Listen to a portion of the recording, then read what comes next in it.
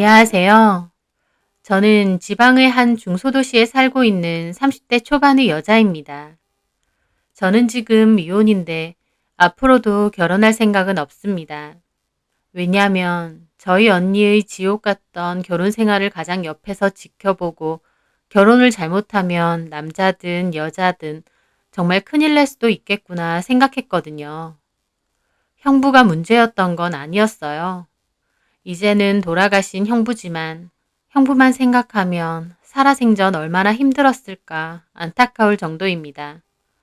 왜냐면 형부에게는 돈에 미쳐 자식을 돈줄로만 보는 사이코패스 같은 부모님이 있었거든요. 그 미친 시부모는 형부에 이어 저희 언니까지 정말 힘들게 했었습니다. 저는 언니의 미친 시부모에 대한 이야기를 하려고 합니다. 언니는 저랑 같이 아울렛에서 골프웨어 매장을 운영했어요. 언니가 사장이고 제가 매니저로 있는 곳인데 평일에는 그렇게 사람이 많지 않아 저와 언니가 운영을 하고 주말에만 아르바이트생을 쓰고 있습니다. 저희 언니는 친절하고 싹싹해서 손님 응대도 잘하고 단골도 많았죠. 그러다가 저희 단골 손님 중 한 분이 언니에게 괜찮은 남자가 있다고 중매를 서고 싶다더라고요. 직업은 세무사고 키도 훤칠하니 인물도 좋다고요. 언니는 소개로 그분을 만나게 되었고 좋은 마음으로 연애를 하다가 결혼까지 약속하게 되었습니다. 연애를 할 때 그분은 저희 매장에도 종종 놀러 오셨어요. 인상이 순하고 매너도 좋고 무엇보다 언니를 너무 좋아하고 아끼는 게 보여서 예비 형부로 저도 대찬성이었습니다. 그리고 자연스럽게 결혼 얘기도 한 것 같더라고요.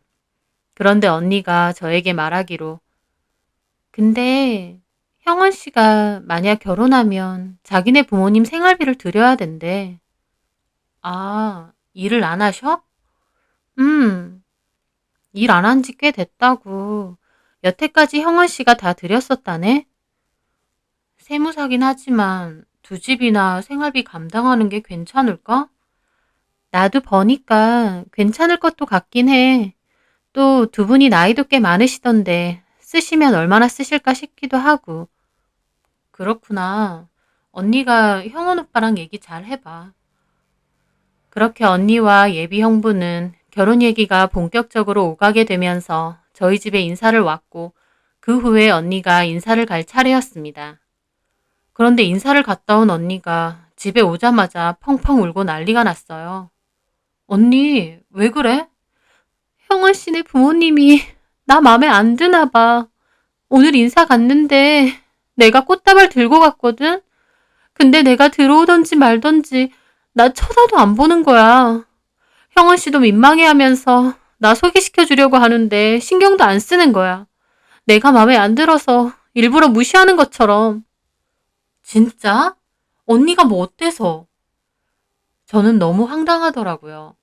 저희 언니 얼굴도 예쁘고 날씬한 데다 젊은 나이에 골프웨어 매장도 운영하고 있으니 금전적인 능력도 좋습니다.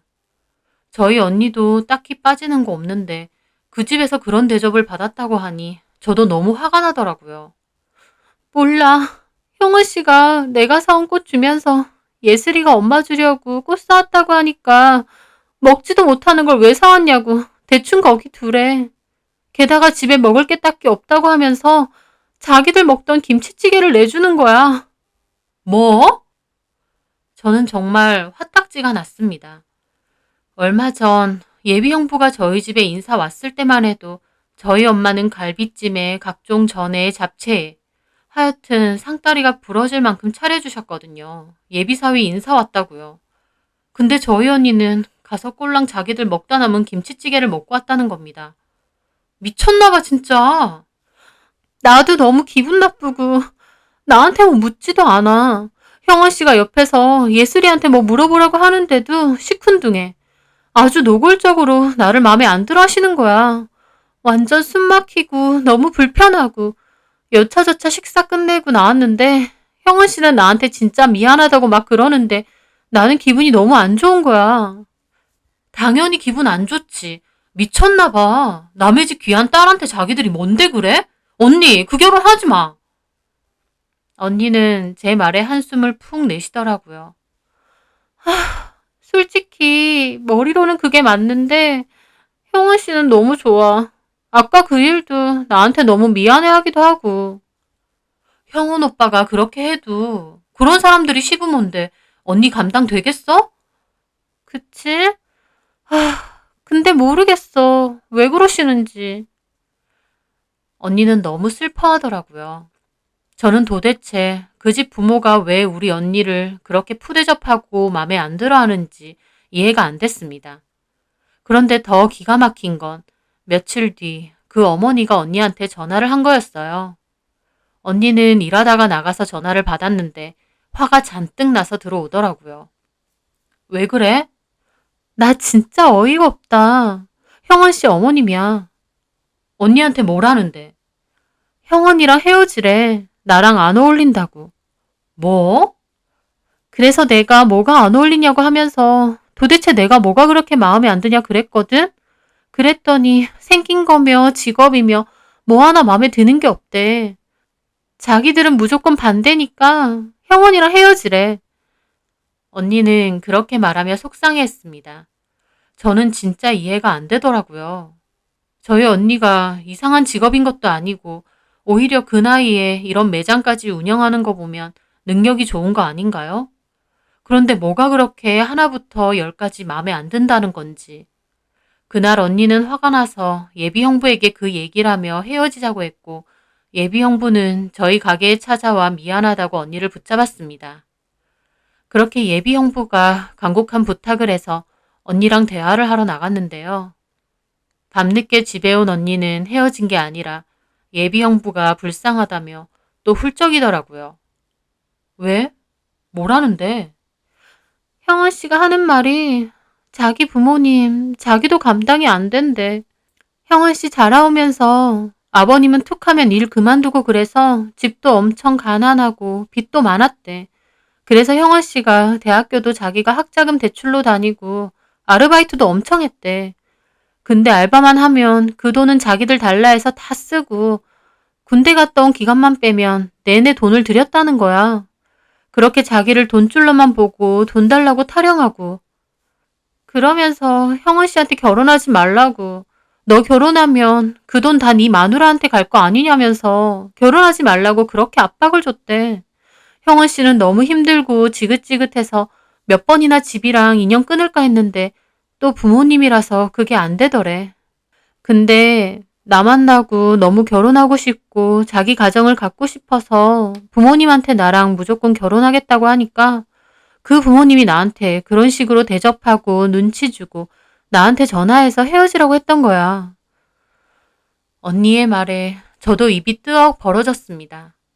결국 아들 돈 때문에 아들의 결혼을 말리는 거였어요. 세상에 부모 중 한 명이 그러는 것도 아니고 둘이서 같이 그런다니 놀라웠습니다. 형은 씨가 너무 미안하다면서 안 그래도 자기가 나 소개시킬 때 내가 찬밥 신세 당하는 거 보고 자기 부모님한테 진짜 진절머리 났다면서 계속 결혼 반대하면 그냥 부모님이랑 인연 끊고 나랑 살 거래. 그래도 결혼해도 생활비는 드리려고 했는데 이제 그런 것도 싫다면서 그냥 인연 다 끊고 싶다고 우는데 형부가 울어?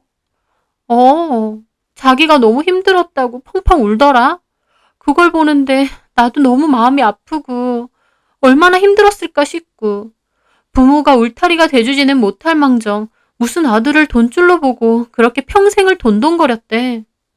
형아 씨는 처음엔 자기가 돈 잘 벌어서 부모님 돈 가지고 힘들지 않게 해주겠다고 마음 먹었다는데 자기가 얼마를 벌어다 줘도 만족이 없으시대. 계속 내놓으라고만 하신대. 사치도 엄청 심하시다고 하고 아버님은 주식 같은 걸로 돈도 엄청 해먹었대. 그래서 형원 씨도 이제 다 지쳤다면서 마음 같아선 진짜 인연 끊고 싶대. 저는 언니의 말을 듣자 예비 형부가 안쓰러워 보였습니다. 늘 서글서글 잘 웃고 인심 좋게 올 때마다 먹을 것, 마실 것을 한아름 사가지고 오는 예비 형부가 사실은 가족에 대한 힘든 점이 있었다는 게 안 됐더라고요. 언니는 더 고민하다가 결국 예비 형부와 결혼한다고 했습니다.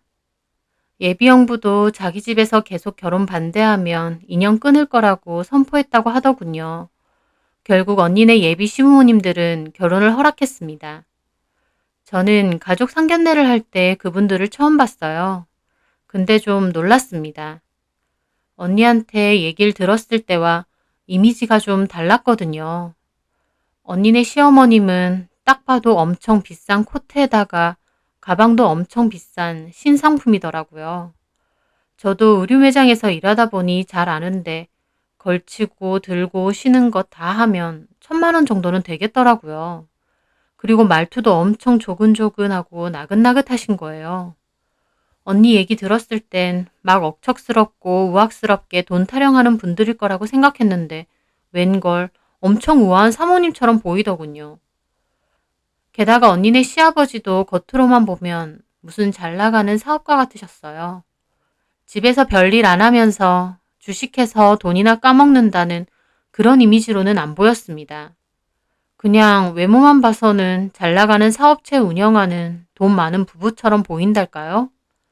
하지만 안에서 새는 바가지 밖에서도 샌다고 겉으로는 그렇게 보이셔도 막상 대화하는 걸 들어보니 그렇게 하나부터 열까지 돈돈거리시더라고요.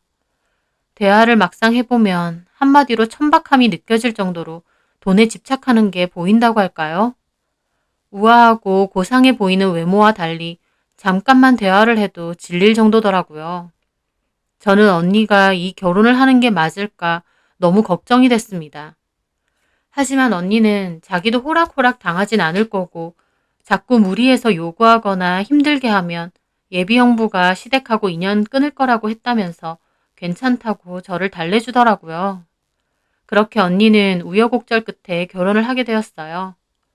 그런데 행복해야 될 신혼생활 속에서도 언니는 몹시 힘들어 하더라고요. 형부랑은 너무 좋대요. 행복하고. 형부가 언니한테도 너무 잘하고 저희 친정 부모님께도 잘하거든요. 근데 그 시부모들이 언니한테도 연락해서 그렇게 돈돈거린다는 거예요.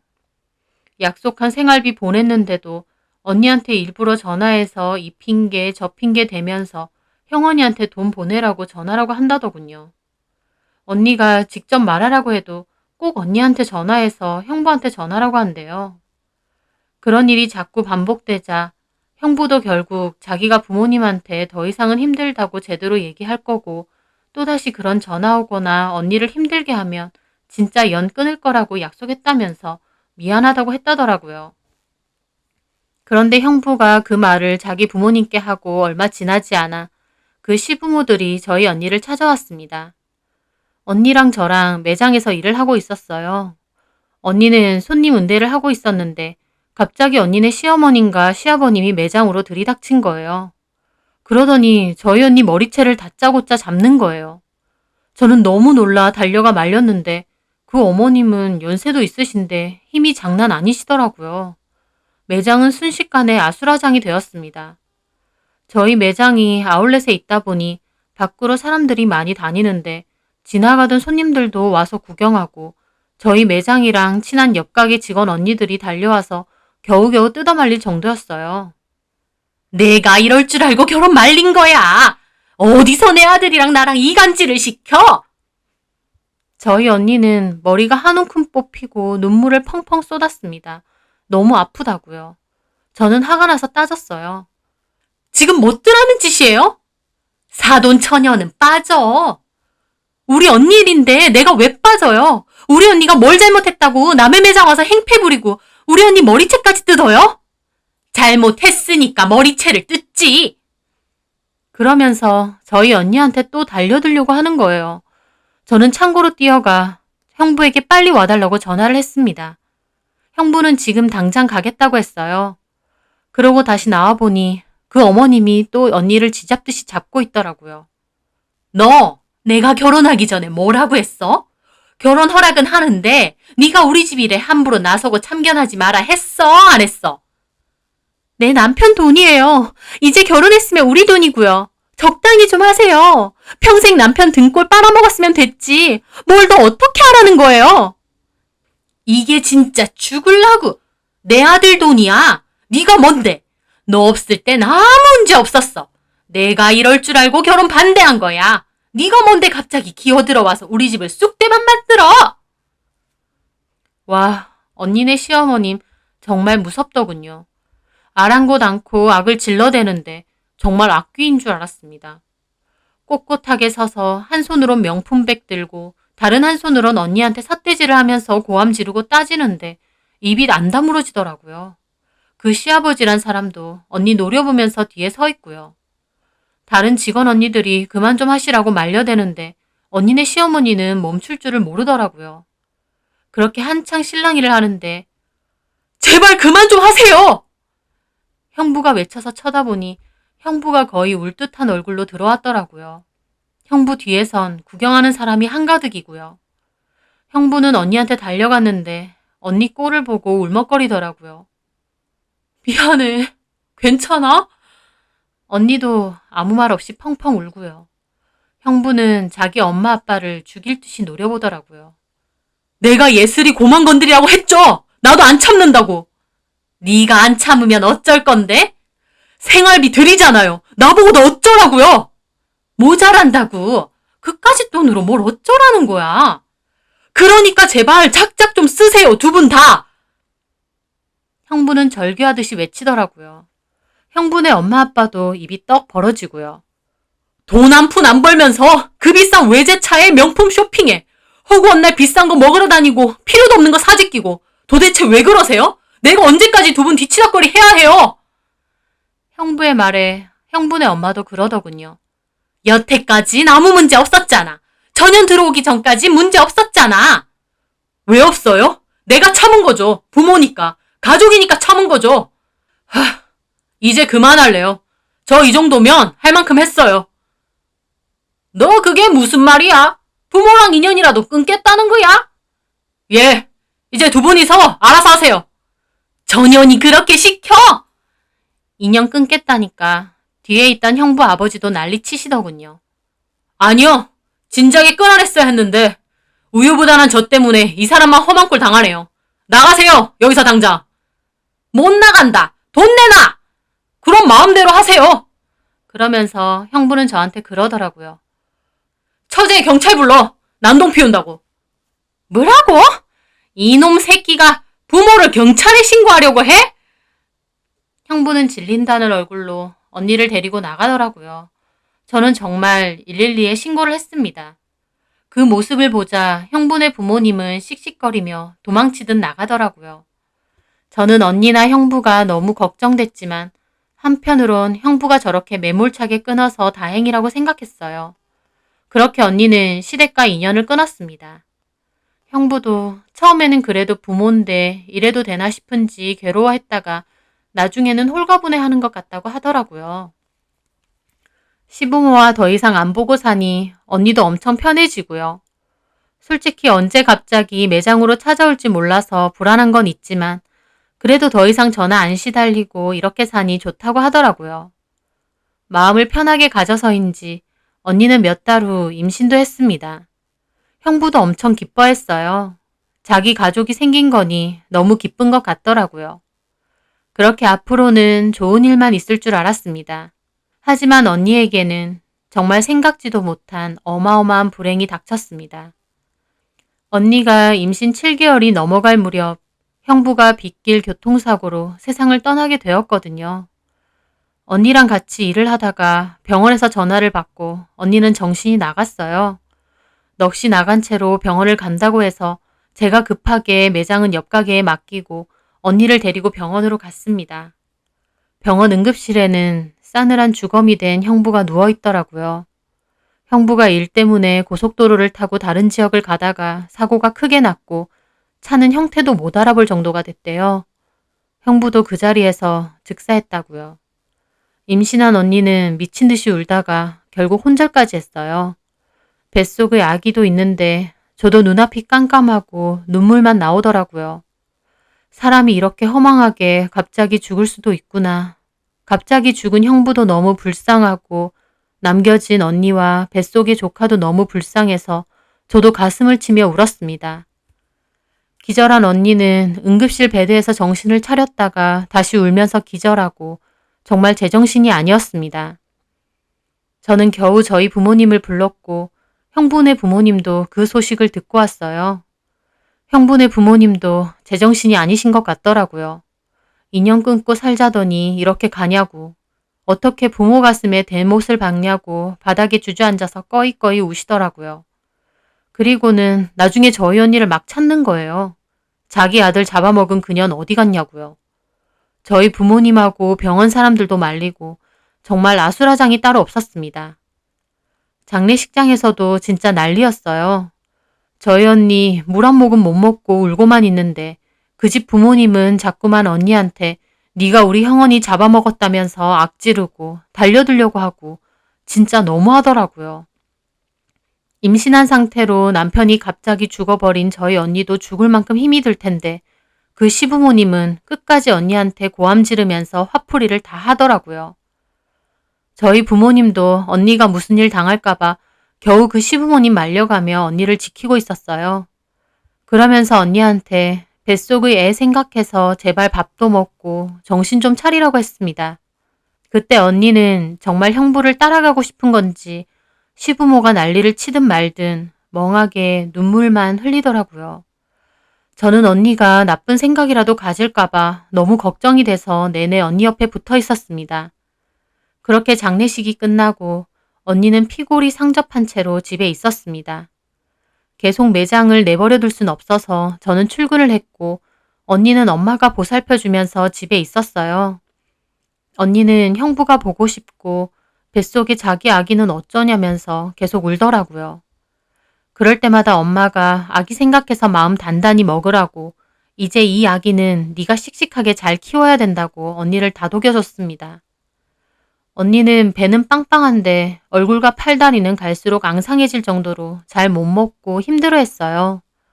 제가 뱃속의 조카가 걱정돼서 언니를 끌고 병원을 가봤는데 다행히 조카는 잘 자라고 있다더군요. 대신 언니에게 양수양이 부족하지 않게 물 좀 많이 먹으라고 했습니다. 저는 그날 언니를 데리고 근교로 산책을 갔어요. 물도 주고 도시락도 언니한테 먹으라고 줬습니다. 언니, 뱃속에 대박이도 씩씩하게 잘 자라고 있다잖아. 언니 이제 엄마야.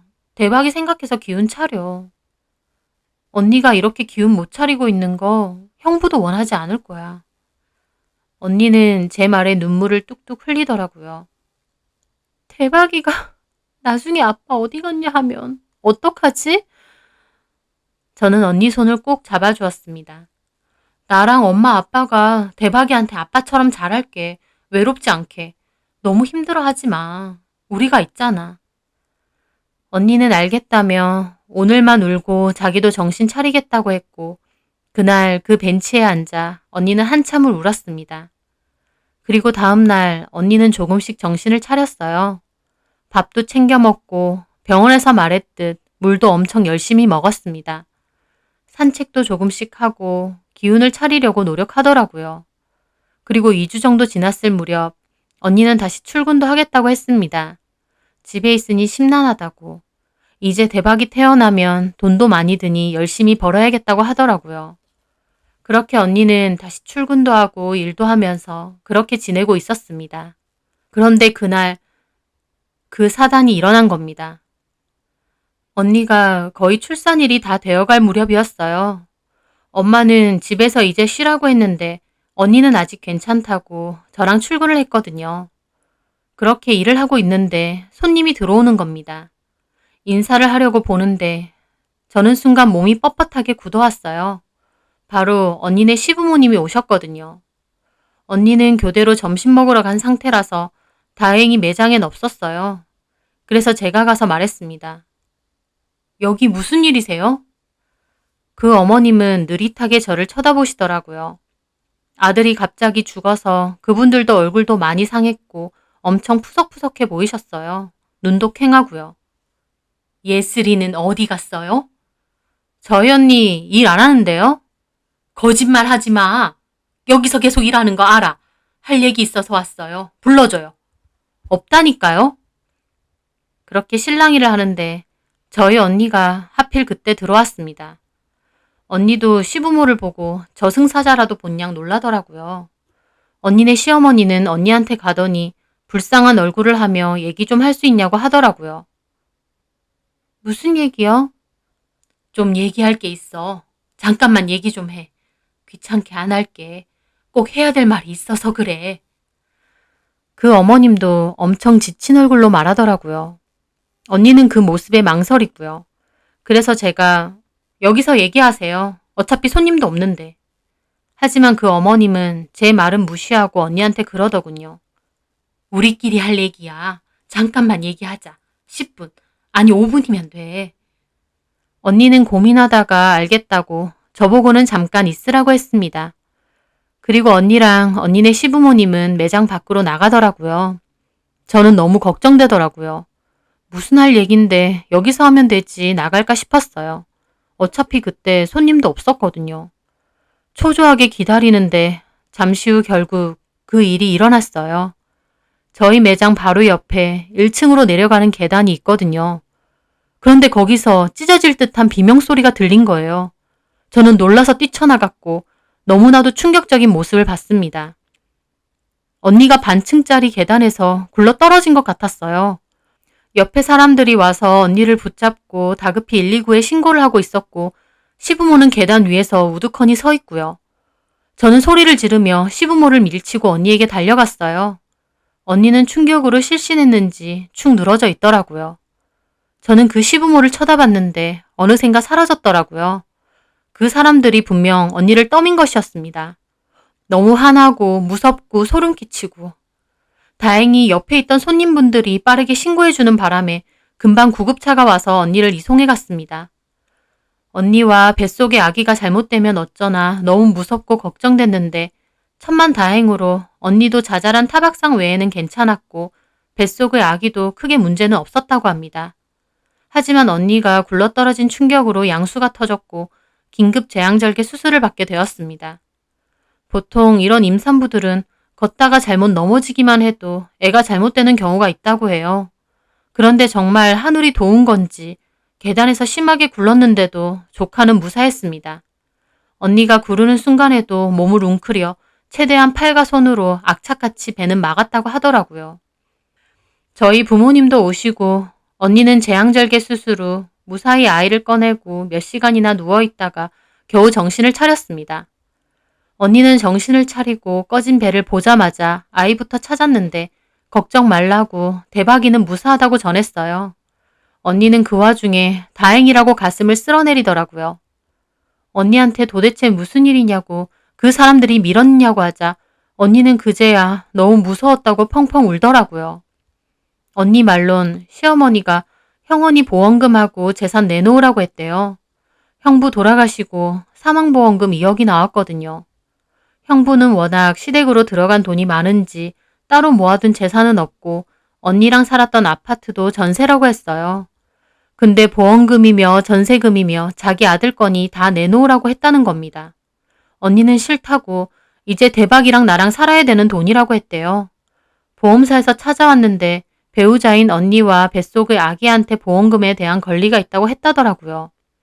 그런데 그 시부모들은 막무가내로 내놓으라고 하더니 갑자기 그 시어머니가 언니를 팔을 잡고서는 계단 쪽으로 밀어버리더래요.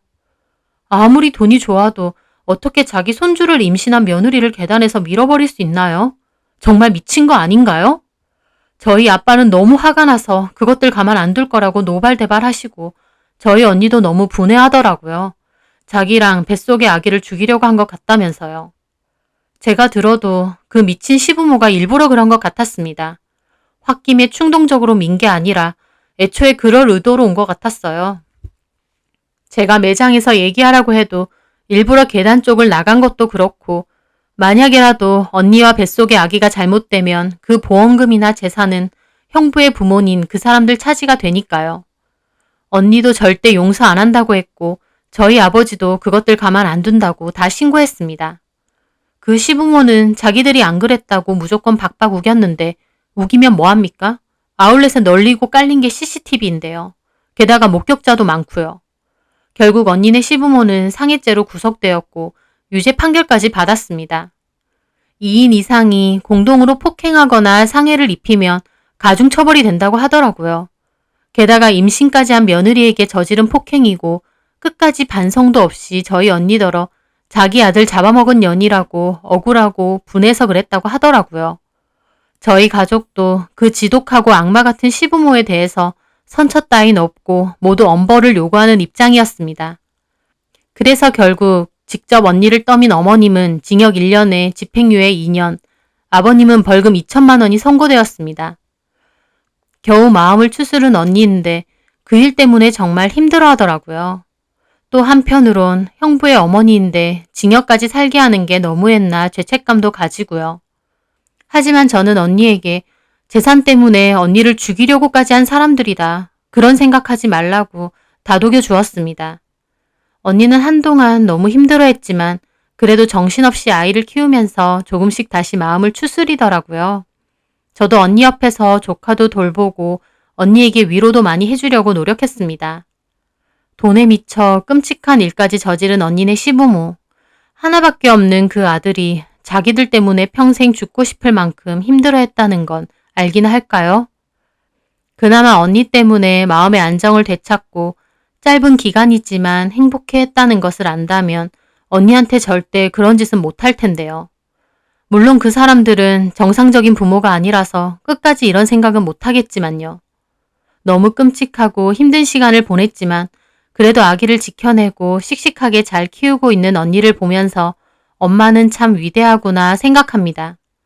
언니는 앞으로 어떤 일이 있어도 조카를 잘 지켜내고 자기가 꿋꿋하게 버틸 거라면서 이제 호락호락 안 당할 거라며 마음을 다잡았습니다. 언니에게 그리고 조카에게도 이제는 늘 좋은 일, 행복한 일만 가득했으면 좋겠습니다.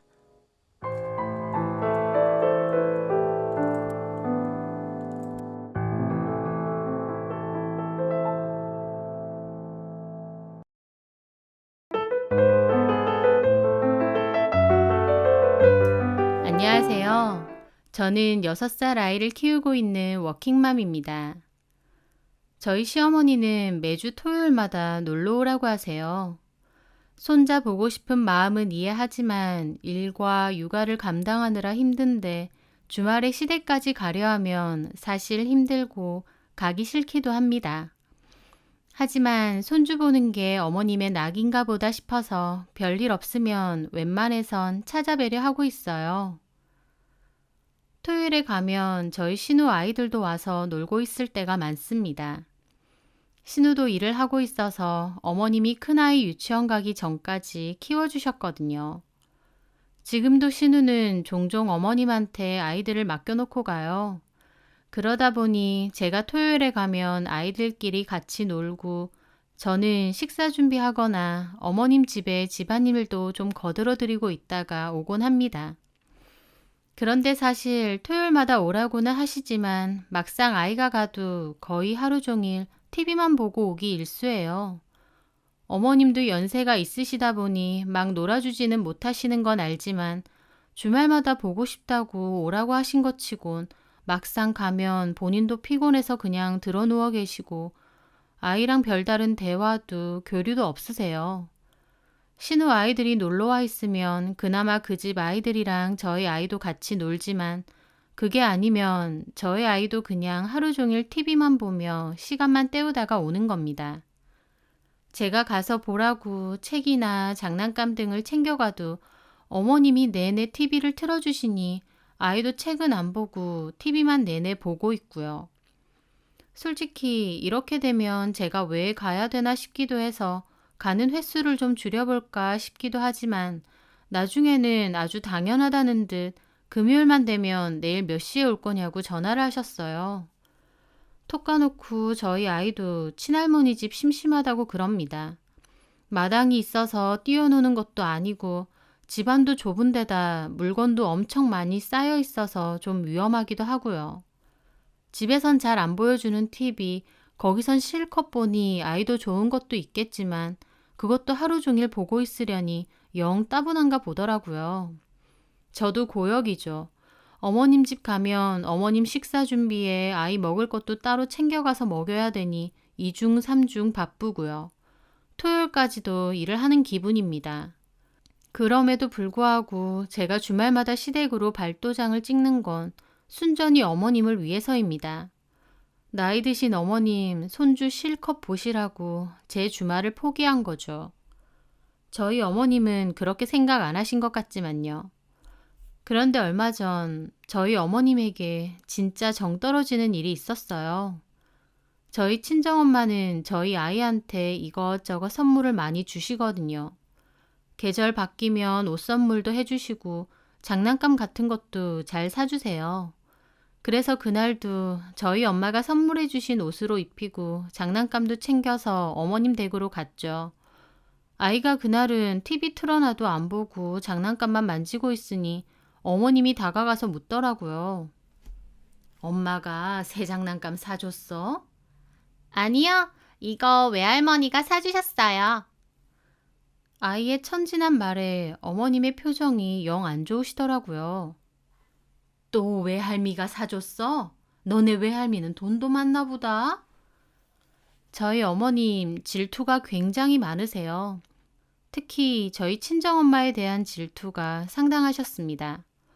호칭도 사돈어른이나 사부인이라고 한 적 없고 너네 아버지, 너네 어머니라고 하세요. 그리고 저희 엄마가 어머님보다 더 젊고 옷 같은 것도 세련되게 잘 입으시는데 가족 모임 같을 때 한 번씩 보면 그 후에 꼭 저한테 너네 아버지 돈 많이 버셔야겠다. 왜요, 어머님? 너네 어머니 엄청 깔롱 부리는 거 좋아하시잖아.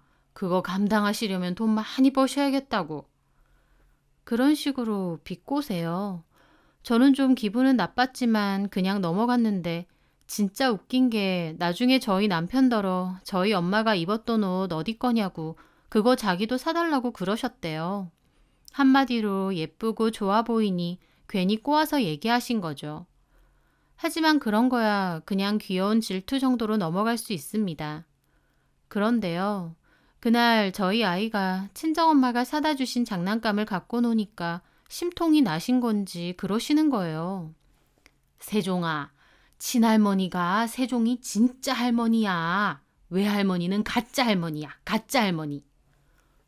저는 지나가다가 그 얘기를 듣고 귀를 의심했습니다. 저희 엄마 보고 가짜 할머니라뇨.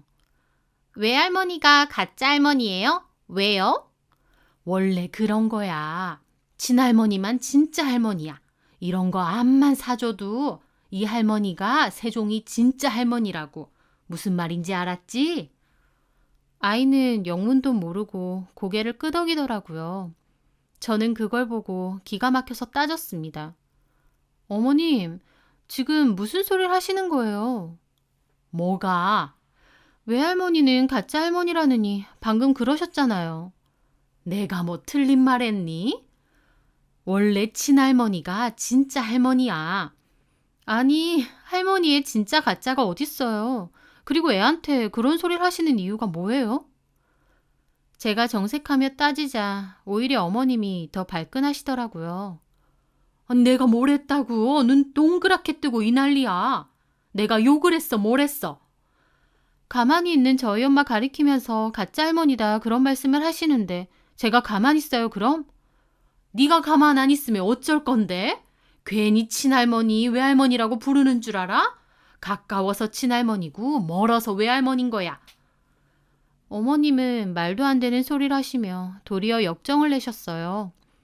별말도 아닌 것 같고 어디서 시어미 앞에서 고를 내? 고를 내긴.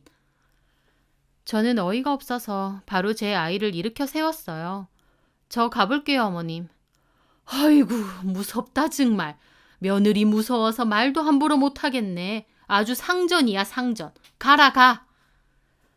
세상에 어느 상전이 주말마다 와서 밥 해드리고 집안일 거들어드리고 적적하시다고 아이까지 보여드리다 가나요? 제가 여태까지 온 것에 대해서도 고맙다는 생각보다는 당연하다는 생각만 있으신 것 같더라고요. 입장 바꿔 신우가 전에 일이 있어서 시댁 좀 자주 간다고 하니까 신우더러 너네 시어머니는 며느리 안 오면 죽는 병 걸렸냐고 역정내신 분이 저희 어머님이시거든요. 정작 본인은 토요일마다 저보고 오라고 하시면서요. 여튼 저는 그렇게 아이와 가방을 챙겨 그 집을 나왔습니다. 그리고 홧김에 친정으로 갔어요. 가는 길에 생각할수록 기가 막히더라고요. 제가 전에 급한 일 때문에 아이 하원하는 거 2주일만 부탁드렸었거든요. 근데 3일 하시고 갑자기 허리 아파서 못하겠다 하셔서 1시간 거리에 있는 저희 엄마에게 부탁했었습니다.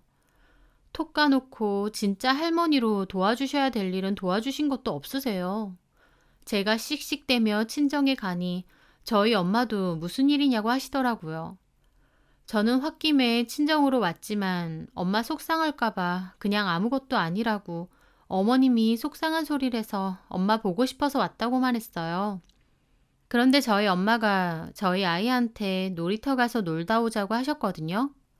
세종아, 할머니랑 놀이터 가서 그네 탈까? 근데 할머니는 가짜 할머니야? 아이의 말에 엄마는 그게 무슨 말이냐며 황당한 표정을 지으시더라고요. 친할머니가 외할머니는 가짜 할머니래. 할머니는 가짜 할머니야? 제가 다가가서 말해줬습니다. 세종아, 그런 게 어딨어. 다 세종이 할머니고 진짜 할머니, 가짜 할머니 그런 거 없어. 엄마가 저한테 무슨 말이냐고 하셔서 결국 제가 오전에 있었던 일을 말씀드렸죠. 저희 엄마도 그 양반은 무슨 그런 소리를 애한테 하느냐며 기막혀 하시더라고요. 저는 이 일을 남편에게도 얘기하게 됐어요. 남편도 황당해하면서 미안하다고 하더라고요. 근데 남편이 미안해할 일인가요? 저는 앞으로는 꼭 필요한 일 아니면 나도 굳이 어머님 보러 안 가겠다고 했습니다. 그런데 그 다음 주 금요일에도 어김없이 연락이 와서 내일 몇 시에 올 거냐고 하시더라고요. 아무 일 없던 것처럼요. 저는 앞으로는 일 없으면 안 갈 거라고 주말에 저도 좀 쉬고 세종이랑 어디 놀러 다녀야 될 것 같다고 솔직히 말씀드렸어요. 어머님은 화를 내시더라고요. 전에 내가 그 말 한마디 했다고 그러냐? 너도 참 유별나다. 시댁 오기 싫었는데 좋은 핑곗거리 생겼지? 아니, 저도 평일에 일하는 거 뻔히 알면서 기어코 토요일마다 오라고 하는 이유가 뭔가요? 그렇게 치면 어머님도 손주 보고 싶다는 핑계로 일부러 저 불러다가 집안일 시키시는 거 아닌가요? 남편은 토요일도 일을 하는 직업이라 집에 없긴 한데 굳이 저만 아이 데리고 토요일마다 오라고 하는 것도 자기 아들은 일요일에 쉬게 하고 싶어서 그런 것 같았습니다. 어머님, 제가 토요일마다 무조건 가야 될 이유는 없잖아요. 그저 어머님이 세종이 보고 싶어 하시고 적적해 하시는 것 같아서 좋은 마음으로 갔는데 저희 엄마더러 가짜 할머니니 그런 소리 하시는 거 불편해요. 앞으로는 별일 없으면 저도 안 가겠습니다. 그럼 끊을게요. 저는 그렇게 말하고 전화를 끊었습니다. 어머님은 남편에게 전화해서 난리치셨는데 이럴 줄 알았으면 애초부터 토요일마다 가는 거 안 한다고 할 걸 그랬다 싶더라고요. 어쨌든 그런 일이 있었고 한동안은 안 가다가 신우도 놀러 왔다고 엄마가 오라 그랬다면서 일요일에 가자고 남편이 그러더라고요. 별로 가기는 싫었지만 한동안은 안 갔기에 아이 챙겨서 함께 갔습니다. 오랜만에 가니 어머님과 저는 서먹했어요. 그런데 어머님이 일부러 신우하고 저를 까려고 하는 거예요. 언니, 오랜만이네요. 요샌 통 안 와서. 너네 올케가 별것도 아닌 말 가지고 나한테 삐쳐서 발길 끊었잖아. 어이가 없더라고요. 별것도 아닌 말이라뇨. 네, 그럼 별것도 아닌 말이니 저도 그대로 말해줘야겠더라고요. 그래서 제가 한 행동은요. 일부러 신우 아이들 보고 그랬습니다. 너네 가짜 할머니 집엔 왜 온 거야? 제 말에 아이들은 어리둥절한 얼굴을 하더라고요. 가짜 할머니요?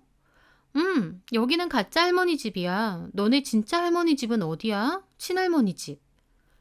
제 말에 어머님이 뭐라고 하시더라고요. 너 뭐 하는 거냐? 왜요, 어머님? 외할머니는 가짜 할머니라면서요. 그럼 얘네한테는 여기 가짜 할머니 집 맞잖아요. 신우도 발끈하더라고요. 언니! 어머님이 말씀하신 거잖아요. 그대로 전했는데 무슨 문제 있어요? 여기 외할머니 집이고 그럼 가짜 할머니 집인데 제가 못 물어볼 거 물어봤나요? 얘 좀 봐. 그게 어떻게 같아... 하다가 어머님도 말문을 닫으시더라고요.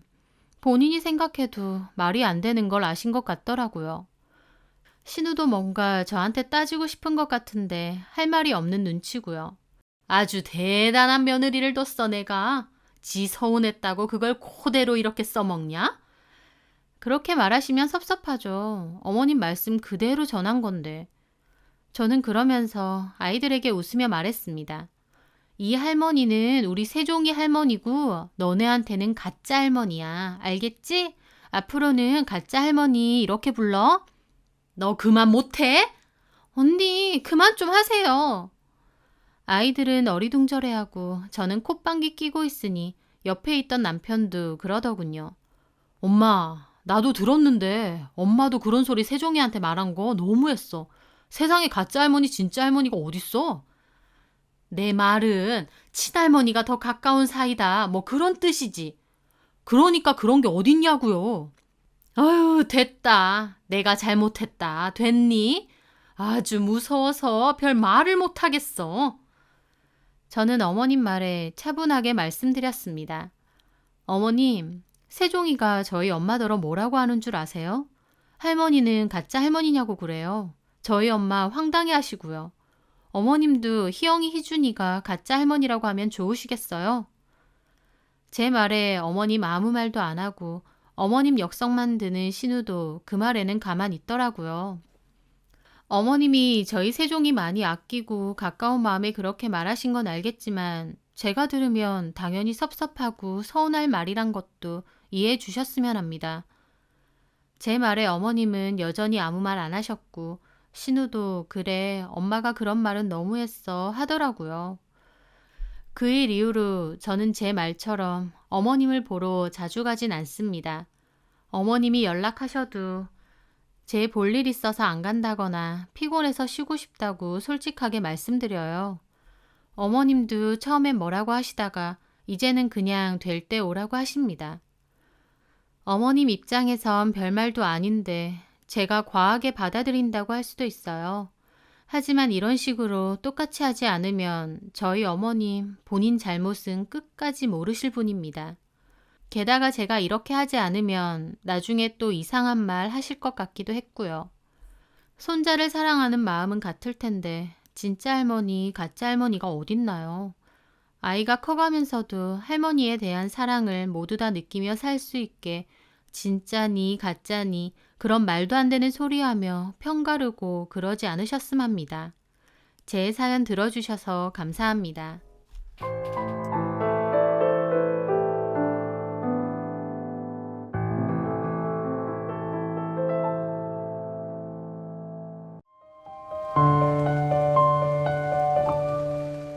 안녕하세요. 저는 두 아이의 아빠인 40대의 평범한 남자입니다. 저는 명절이 되면 처가댁만 방문합니다. 이제 저의 본가라고 할 만한 곳이 없기 때문이죠. 저희 어머니는 10년 전 돌아가셨고 아버지는 아예 없다고 생각하고 살고 있습니다. 아이들이 친할아버지에 대해서 물어봤을 때도 있는데 아빠가 아주 어렸을 때 돌아가셨다고만 했어요. 그 말은 아예 틀린 말은 아닙니다. 제 속에서 저희 아버지는 오래전 죽은 사람이나 마찬가지이기 때문이죠. 어렸을 때 저는 아버지를 꽤나 좋아했습니다. 아버지가 집에 오시는 날만 손꼽아 기다렸거든요. 저는 어머니랑 살았고 친할머니도 종종 저를 보러 저희 집에 오셨어요. 저희 어머니는 아버지에 대해서 별로 얘기하고 싶지 않아 하셨고 대신 할머니가 아버지에 대해서 얘기를 해주셨어요. 아버지는 멀리 일하러 가서 자주 집에 못 온다고요. 그래서 저도 계속 그런 줄 알았고요. 아버지가 한 번씩 집에 오실 때도 어머니랑은 거의 대화를 하지 않으셨어요. 거의 남보다도 못한 사이였죠. 저는 그게 좀 이상한 것 같았습니다. 친구들을 보면 엄마 아빠랑 같이 살고 또 부부는 원래 사이가 좋은 것 같은데 저희 집은 아니었으니까요. 아버지가 집에 자주 안 오시는 데다 그나마 오셔도 어머니와 대화가 일체 없었습니다. 눈도 마주치지 않았고요. 그러다 나중에는 아버지가 집에 오시는 날이면 어머니는 아예 혼자서 외할머니 댁으로 가버리신 적도 있습니다. 일부러 피하신 거였죠.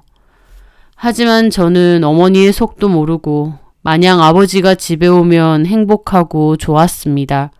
아버지가 한 번씩 집에 오면 제가 좋아하는 선물을 많이 사들고 오셨고 꼭 제 방에서 같이 잠을 잤습니다. 저는 어머니 아버지에 대한 사정은 잘 몰랐고 그저 아버지가 자주 안 오다 보니 아버지에 대한 그리움과 사랑이 더 컸어요. 조금 더 크고 나서 왜 아버지가 집에 안 오시는지 알게 되었죠. 아버지에게는 둘째 부인과 또 다른 가정이 있었던 겁니다. 제가 좀 더 크고 나서는 명절 같은 때 할머니는 어머니 말고 저만 데리고 할머니 댁에 데리고 가셨어요. 그러면 할머니 댁에는 한 여자가 있었죠. 할머니는 저에게 그 여자를 작은 어머니라고 부르라 하더군요. 저는 작은 어머니가 무슨 뜻인지 잘 모르고 그냥 시키는 대로 인사했습니다. 그 여자는 저를 별로 좋아하지 않았고 제가 인사를 해도 받는 둥 마는 둥 했어요. 저도 어린 마음이지만 그 여자가 좋진 않았고 왜 우리 어머니는 할머니 집에 안 오나 왜 나만 보내나 그렇게 생각했던 것 같아요.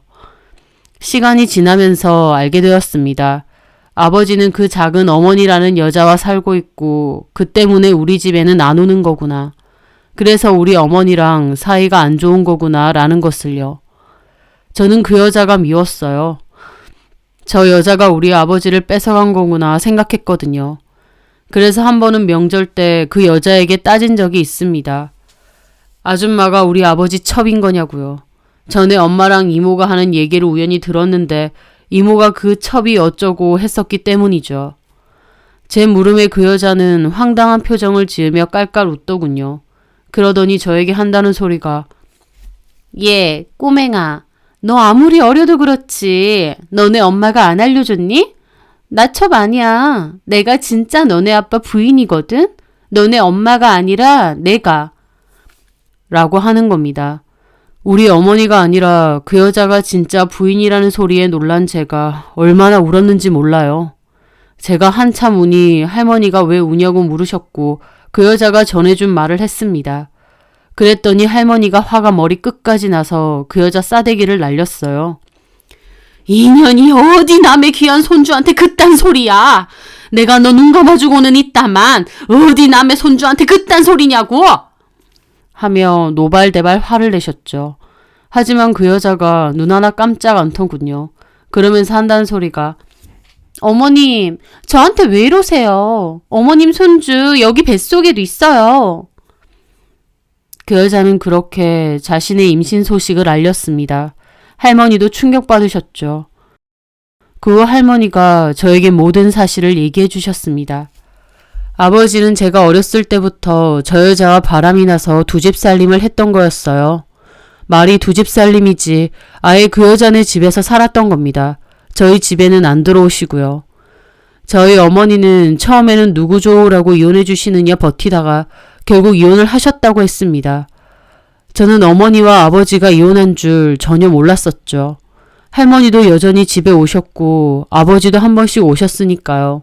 어머니가 저에게 별다른 얘기도 안 하셨고요. 할머니는 저에게 정말 미안하다고 하시며 그래도 내 며느리는 너네 엄마고 내 손주는 너 하나뿐이라고 하셨습니다. 비록 이혼은 했지만 엄마와 저를 계속 돌봐주실 거라고 약속했어요. 저는 할머니의 말이 너무 슬펐습니다. 어머니와 아버지가 이미 헤어졌다는 것, 아버지에게는 다른 부인이 있다는 것이요. 할머니는 저희 엄마와 저를 지켜주시겠다고 했고 한동안은 저희 집 살림에도 보탬이 되어주시고 저보러도 자주 오셨어요. 하지만 그 마음은 오래되지 않아 점차 변하게 되었습니다. 그 여자가 아들을 낳았고 할머니는 아버지와 그 여자 사이에서 낳은 손자에게 온 마음을 뺏기셨거든요. 저보다는 그 손주가 더 눈에 밟히신 거죠. 저희 집에 오시는 횟수가 부쩍 줄어들었고 나중에는 연락만 한 번씩 하시고 거의 오지도 않으셨어요. 아버지도 마찬가지였습니다.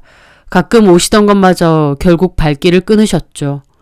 어머니는 저에게 우리 둘이 행복하게 잘 살자고 울면서 저를 안아주셨어요. 어머니 잘못도 아니건만 저에게 미안하다고 하시면서 이제는 우리 둘뿐이니 잘 살자고요. 어머니는 친구분 식당에서 일을 하셨습니다. 저는 밤늦게까지 고생하시는 어머니를 생각해 열심히 공부를 했고요. 말썽 부리거나 어머니를 힘들게 할 생각은 꿈에도 못 꿨습니다. 아버지는 한 번씩 연락을 하셨어요. 제가 보고 싶다고 하셨고 만나러 온다고도 하셨죠. 저는 어머니를 생각해서 거절하고 아버지는 거의 만나지 않았습니다. 그 사이에 저희 집이 이사를 하기도 했고요. 그러다가 아버지가 한 번은 저희 집 앞에 찾아오셨더라고요. 연락만 드문드문하지 만나는 건 거의 10년 만에 만난 거였어요. 아버지도 제가 너무 많이 컸다고 놀라시더라고요. 하지만 아버지 신수도 훤해 보이셨어요. 저는 아버지에 대한 미움과 원망, 그리고 어머니에 대한 의리 때문에 아버지를 만나기가 싫었습니다. 그래서 집 근처 햄버거 집에 가서 햄버거 하나 먹고 잠깐 앉아있다가 곧 일어났어요. 제가 입안으로 햄버거를 우겨넣는 사이에 아버지는 혼자서 한참 이런저런 말을 하셨죠. 제가 보고 싶었다느니, 너무 잘 컸다느니 하시면서요.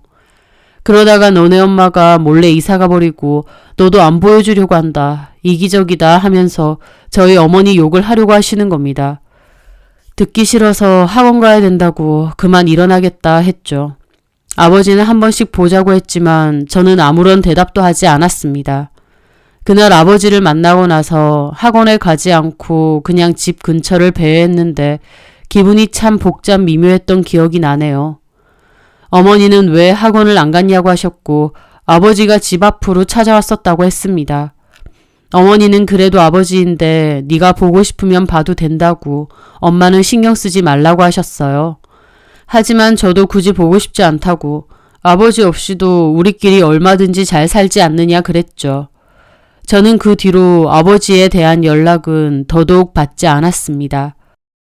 그 후 저는 대학에 들어갔고 군대를 나와 대학 졸업과 동시에 취업이 되어서 일을 시작했습니다. 많은 시간이 흘렀죠. 어머니는 처음엔 친구분 가게에서 직원으로 일을 하셨다가 나중에는 동업자 개념으로 함께 일을 하셨어요. 어머니는 저에게 어렸을 때 안 좋은 일이 많았는데 참 듬직하고 씩씩하게 잘 커줬다고 저에게 늘 고맙다는 말씀을 많이 하셨습니다. 어머니와 저는 보통의 모자 사이 이상으로 끈끈한 정이 많았습니다. 그러던 찰나 할머니가 돌아가셨어요. 아버지께 연락이 왔고 할머니 마지막 장례식장은 참석해달라고 하더군요. 할머니가 돌아가시기 전에 저와 어머니를 많이 찾으셨고 보고 싶어 하셨다고 하면서요. 그 얘기를 듣고 엄마도 오랜 고민 끝에 할머니 장례식장은 함께 가기로 했습니다.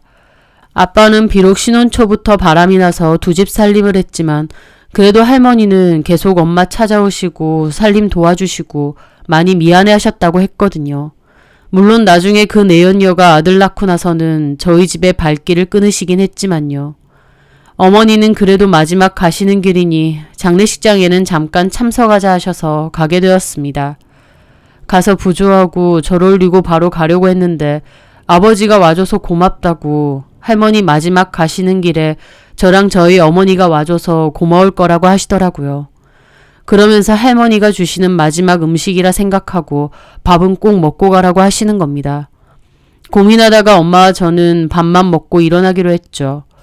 그렇게 앉아있는데 멀리서 그 여자와 아버지 사이에서 낳은 아들도 보이더군요. 저하고는 8, 9살 정도 차이가 난다고 했고 중학생 정도로 보였습니다. 식사를 하는데 주변에서 들리는 얘기로 아들이 공부를 엄청 잘해서 전사고에 들어갈 거고 영재 소리를 듣는다고 했습니다.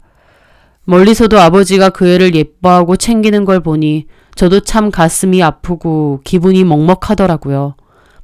아버지에게는 저 아들이 진짜 아들인가 보다 싶기도 하고요. 어머니도 그걸 봤는지 그냥 일어서자고 해서 대강 먹고 일어났습니다. 그날 집으로 오는 길에 아무 말도 하지 않았어요. 아버지에게는 새 아들이 있고 아버지가 그 아들을 보는 눈빛이 너무 다정해서 참 마음이 외롭고 쓸쓸했던 기억이 납니다. 그런데 얼마 지나지 않아 참 기막힌 일이 생겼어요. 어머니랑 제 겨울 점퍼를 사려고 같이 외출하려고 하는데 집 앞에 대져 있는 차에서 그 여자가 내리는 겁니다. 아버지의 둘째 부인이었던 그 여자요. 장례식장에서도 봤었는데 몹시 언짢은 얼굴로 저희를 보고 있었거든요. 저희 어머니는 네가 여기 왜 오느냐고 하셨고 그 여자는 갑자기 아들 앞에 세워 자꾸 자기 남편 끌어들이지 말라고 하는 겁니다. 게다가 이제 며느리도 아닌데 굳이 장례식장에 왜 오느냐 하면서요. 남들이 보기에도 안 좋은데 굳이 온 저희가 뭐냐고 했죠. 저희 어머니는 기가 막혀서 내가 내 발로 가겠다는데 네가 뭔데 이 난리냐 하셨고, 니네 남편이 제발 와달라고 했으니 따지고 싶으면 니네 남편한테나 얘기하라고 소리 질렀습니다. 저도 좋은 말 할 때 그냥 가시라고 했고요. 그랬더니 그 여자가 저한테 그러더군요. 많이 컸네. 예전에는 코 올리게 꼬맹이더니 이젠 다 컸어? 그래, 취업은 했니? 저기요, 저 아줌마한테 그런 말 해야 될 이유 없고요. 좋은 말 할 때 가세요. 여기 다시는 오지 말고. 어른한테 말하는 것 봐. 깡패야 뭐야? 뭐야? 저희 어머니 화나서 그 여자 머리채라도 잡으려고 하는 거 제가 겨우 뜯어 말렸습니다. 아, 그만 가시라고요. 나도 오래 있기 싫어. 근데 이런저런 핑계로 자꾸 우리 남편하고 연락하지 말라고 얘기하는 거야. 누가 연락해? 당신 남편? 치가 떨려. 그러니까 여기 찾아오지 말라고. 근데 장례식장에 오른다고 왜 오는데? 다른 사람들이 뭐라고 수군댈 줄 알고. 그런다고 우리 남편 안 돌아가. 그쪽하고 그쪽 아들 버려진 지가 언젠데. 버리긴 누가 버려. 너랑 그 인간이랑 하는 짓이 추잡스럽고 더러워서 내가 끝낸 거야. 그러고 살아 계속. 무슨 낯짝으로 여길 찾아와서 뻗대고 있어. 부끄러운 줄도 몰라? 나 부끄러운 거 없는데? 오히려 너무 좋아요. 우리 이번에 강남으로 이사 갔잖아. 그 사업 잘 돼서. 우리 아들은 영재야. 이번에 특성하고 들어갔고 의대 목표로 공부하고 있거든. 머리가 얼마나 똑똑한지 그이가 보면 예뻐 죽어. 대개 아들은 취업이나 했어? 이 여자가 미쳤나 정말. 그래서 어쩌라고. 자랑질하고 싶어서 왔니? 그 더러운 입에 어디 남의 귀한 아들을 올려? 알고 계시라고. 아들 핑계 대고 우리 남편 부르려면 그만하라 이거지. 우리 남편은 우리 아들밖에 모르니까. 우리 남편한테 아들은 우리 준서뿐이야. 어련하겠어. 그러든지 말든지. 근데 그건 알아도 네가 어쩌든 너랑 네 남편은 불륜질에서 만난 거고, 그렇게 남한테 상처 준 업보? 그건 네 자식이 그대로 받을 거다. 원래 부모 업보는 자식이 물려받는 거야. 그건 아는 거지? 뭐라고? 이 여자가 미쳤나? 어디서 저주를 퍼부어? 하면서 저희 엄마한테 달려들려고 하는 겁니다. 저도 그 여자를 막아서면서 저희 엄마 털끝 하나 건드리면 가만 안 있겠다고 했고요. 그 여자는 저와 엄마를 노려보며 깡패 같은 애미랑 자식이라고 욕을 하더니 외제차에 올라타서는 가버리더군요. 갑자기 나타나서 사람 속을 뒤집어 놓고 가는데 정말 미친 여잔 줄 알았습니다. 저희 어머니 화가 머리 끝까지 나서 거의 처음으로 아버지에게 전화해서 따졌어요. 네 마누라 미쳤느냐고. 여기가 어디라고 찾아오느냐고요. 그래도 마지막 정으로 장례식장 간 건데 내가 왜 이런 꼴을 당하느냐 하시면서요. 그리고 다시는 연락하지도 말고 성진이 볼 생각도 하지 말라고 하셨죠. 어머니는 기분이 상해서 그대로 방에 들어가서 누우셨고 저도 참 기분이 안 좋았습니다. 아버지가 미안하다고 저에게 문자하셨지만 저는 그 문자를 마지막으로 더 이상 아버지와 연락하지 않았어요. 아예 차단까지 해버렸습니다. 그전에는 그래도 문자가 오면 답장은 잘 안 해도 놔두긴 했는데 그 일로 차단하고 아예 안 볼 생각을 한 거죠. 그 일은 저나 저희 어머니에게도 꽤나 큰 상처였으니까요. 그렇게 또 세월이 흘렀고 저는 사랑하는 사람을 만나 결혼도 하게 되었습니다. 그렇게 결혼식을 치렀는데 1년 정도 뒤에 청천벽력 같은 일이 생겼습니다. 어머니가 암에 걸리신 거였어요. 그것도 알아차렸을 땐 손 써볼 겨를도 없는 말기였고 온 장기에 전이가 다 된 상태였습니다. 병원에 입원하고 2주도 안 돼서 악화가 되어 결국 돌아가셨어요. 저한테는 너무 큰 존재였던 어머니가 그렇게 허망하게 돌아가시고 저도 한동안은 큰 슬픔에 빠져 살았습니다. 아버지 때문에 또 그 여자 때문에 그렇게 속을 썩고 사셨는데 결국 몹쓸 병에 걸려서 돌아가신 거구나 생각하면 마음이 저려오더라고요. 제가 효도도 많이 할 거고 손주 보는 재미도 많이 느끼시길 바랬는데 어머님은 그렇게 갑작스레 허망하게 돌아가신 거였죠. 어머니 장례식장에 뻔뻔하게 아버지와 그 여자 아들까지도 찾아왔길래 입구에서 돌아가시라고 했습니다. 우리 엄마가 누구 때문에 돌아가셨는데 여길 오느냐. 보고 싶지 않으니 그냥 가시라고요. 저를 보고 그 여자는 여기까지 찾아온 조문객을 이런 취급한다고 욕하더군요. 저는 안 받을 거라고 우리 어머니 가시는 길이라도 편하게 해드릴 거니 가라고 했습니다. 그렇게 저는 어머니를 보냈고 한동안은 깊은 우울감과 상실감으로 하루하루를 보냈습니다. 하지만 저희 아내가 그런 저를 많이 다독여주고 위로해 주었어요. 저도 그런 아내의 위로에 조금씩 마음을 추스렀습니다. 그렇게 또 10년의 시간이 흘렀고 저는 어느덧 두 아이의 아버지가 되었습니다. 제가 아이들을 낳고 보니 지난날 아버지의 선택이 더 이해가 안 되더군요. 참 무책임하고 한심하고 못된 선택이었다라는 생각밖에 안 들고요. 그러던 어느 날 병원에서 연락이 왔어요. 2년 끊고 살았던 저희 아버지가 몸이 좋지 않다고 저를 꼭 보고 싶어 하신다는 겁니다. 욕을 해도 되고 아무 말 안 해도 되니 제가 너무 보고 싶다고 딱 하룻밤만 같이 있어 달라고 하시면서요. 처음에는 거절했습니다. 하지만 병원에서 들어보니 아버지 상태가 좋지 않았고 저도 마음이 내내 불편했어요. 그래서 오랜 고민 끝에 딱 한 번만 만나 뵙기로 했습니다. 그렇게 저는 아버지가 계시는 요양병원에 가게 되었어요. 아버지 나이가 그렇게 많지는 않으신데 무슨 연유로 벌써 요양병원에 가 계신 건가 싶더라고요. 그 여자와 아들은 어디 가고요. 그렇게 아버지는 제가 오자 한참을 우셨어요. 그리고 두서없는 말을 많이 하셨습니다. 제가 보고 싶었다는 얘기도 하시고 제 생각을 많이 한다는 얘기도 하시면서요. 저는 듣고만 있고 아무 말도 하지 않았죠. 아버지는 당신이 엄마랑 저를 버린 것에 대해서 벌을 받은 것 같다며 지난 10년간의 이야기를 하셨습니다. 그 이야기는 꽤나 충격적이었죠. 아버지와 그 여자 사이에서 낳은 아들은 정말 영특하고 똑똑했다고 했습니다. 그래서 그 여자가 원하는 대로 결국 명문대 의대에도 진학했다고 했습니다. 그맘때 아버지 사업도 잘 되어가고 있었고요. 아쉬울 게 없는 상황이었죠. 그런데 아들이 갑자기 조현병이 발병했다고 했습니다. 어떤 이유인지 알 수도 없이 갑자기 발병했다고 하더군요. 당연히 아들은 학교 자퇴했고 5년 이상을 폐쇄병동에 입퇴원을 반복했다고 하더라고요. 아버지 말론 순하고 공부밖에 모르던 아이였는데 망상이 심해지면서 폭력성이 나오고 그로 인해 경찰을 부르는 일도 많았다고 했습니다. 그 여자는 아들을 다시 되돌려 볼 거라고 치료비로 어마어마한 돈을 쏟아부었다고 했어요. 그맘때 아버지 사업도 경기가 안 좋았는데 그 여자가 빚도 엄청나게 지면서 아들 치료한다고 다 쏟아부었답니다. 그 여자도 잘난 아들이 갑자기 정신병에 걸리게 되니 제정신이 아니었던 모양이었어요. 나중에 아버지가 보니 제대로 된 의료기관도 아니고 사이비 같은 곳에 빠져서 돈만 거의 날리다시피 했다고 하고요. 아직까지 거기에 빠져 있다고 했습니다. 하지만 그 와중에도 아들 상태는 더 안 좋아졌고 그나마 있던 재산도 거의 다 날리게 된 셈이었죠. 그러다 아버지 건강이 악화되어서 병원에 전전하다가 결국 그 여자가 아버지는 요양병원에 보내고 거의 찾아오지도 않는다고 했어요. 그 얘기를 듣는데 저도 어안이 벙벙하더라고요.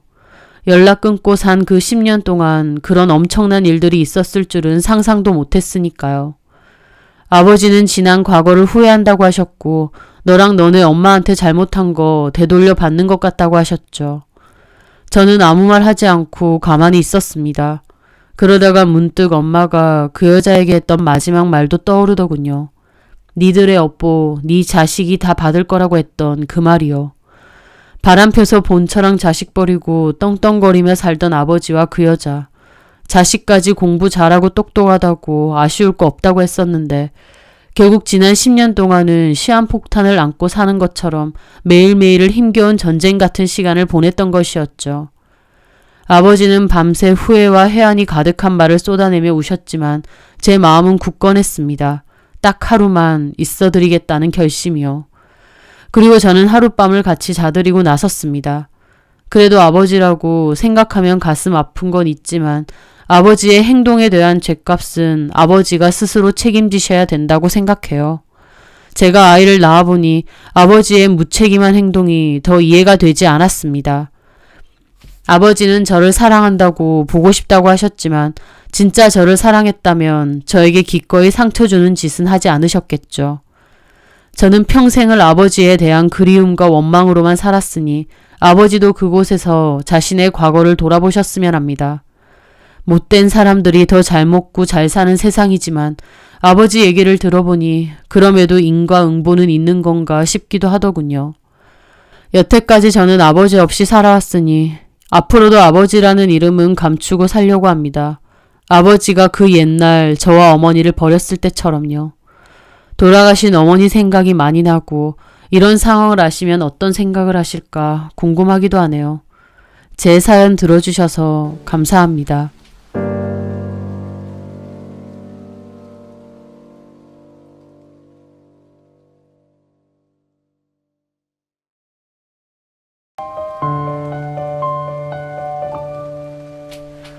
세상에는 참 다양한 사랑이 존재하는 것 같습니다. 그런 점에서 저는 아주 특별한 사랑을 겪었습니다. 누구에게냐고요? 바로 저희 시어머니에게서요. 시자는 시금치 들어가는 것도 싫다는 분이 많고 세상에는 참 악덕하고 징글맞은 고부 갈등 이야기도 많지만요. 저에게 시어머니는 참 고마우신 분이고 시어머니 그 이상의 존재세요. 저는 20대 중반의 이른 나이에 결혼을 하게 되었습니다. 엄마는 저 어렸을 때 돌아가셨고 아빠와 둘이 살았는데요. 아빠는 일하러 다른 지역으로 많이 다니셔서 저는 혼자 집에 있는 일이 많았어요. 혼자 지내는 게 익숙하면서도 한편으론 그 외로움이 너무 지긋지긋하게 싫기도 했죠. 상고를 졸업하고 곧바로 사회생활을 했습니다. 친구들은 대학에 가서 한창 술 마시고 데이트하고 즐거울 때였지만 저는 가정 형편상 대학은 못 갔습니다. 어린 나이에 부딪히며 시작한 회사 생활은 눈물나게 서러울 때도 많았고 힘들 때도 많았어요. 그럴 때 저를 도와준 분이 같은 회사에 다니는 박주임님이었습니다. 저보다는 5살이 많았고 회사 선배다 보니 도와주고 가르쳐주는 것도 많았죠. 회사에서 지하철역이 좀 먼 편이었는데 퇴근하고 나면 지하철역까지도 잘 데려다 주시고 가끔은 저희 집 근처까지도 잘 데려다 주셨어요. 그때는 그 호의가 감사하고 친절하신 분이다 생각했는데 나중에 박주임님은 저를 좋아한다고 고백을 하시더라고요. 처음부터 좋아했고 그래서 제 주변을 맴돌면서 일도 도와주고 한 거라고요. 다정하고 친절한 박주임님이 저도 좋았고 결국 저희는 사귀게 되었습니다. 그렇게 4년 정도 사귄 뒤 결혼도 약속하게 되었어요. 제가 20대 중반이다 보니 좀 어린 나이긴 해서 주변에서 걱정도 많았습니다. 너무 어린 나이에 시집 가는 거 아니냐. 또 박주임님은 홀어머니랑 산다는데 홀어머니 시집살이가 얼마나 심하겠느냐고요. 게다가 결혼하게 되면 어머님과 같이 살아야 되다 보니 더더욱 뜯어말리는 사람이 많았죠. 박주임님도 아버지가 돌아가시고 어머니 혼자 박주임님을 키웠다고 하시더군요. 여자 혼자 몸으로 자식 키우면서 사는 게 쉬운 일은 아닐 테고 그렇게 힘들게 키운 자식이니 박주임님에 대한 사랑도 너무 애틋하실 것 같긴 했습니다. 주변에서 이런저런 얘기를 듣다 보니 저도 시집살이에 대한 걱정이 없지는 않았죠. 나를 싫어하시면 어떡하나, 같이 잘 지낼 수 있을까 등등. 게다가 저는 집 형편도 좋지 못하고 어머니도 안 계시기 때문에 더 저를 마음에 안 들어 하시면 어떻게 하나 더욱 걱정이 많았습니다. 그런데 어머님을 직접 만나던 날 저는 그동안의 고민이 무색해지는 기분을 느꼈어요.